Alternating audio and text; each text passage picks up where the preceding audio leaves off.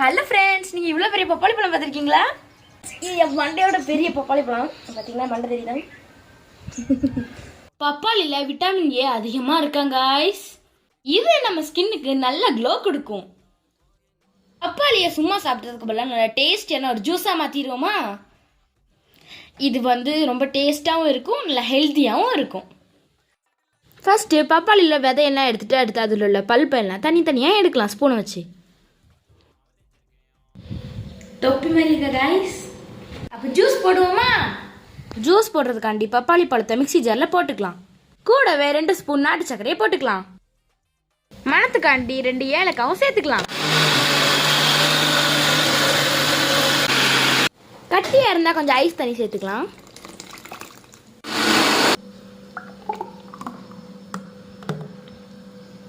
சூப்பரான நம்ம juice ready ஆயிடுச்சு கைஸ்.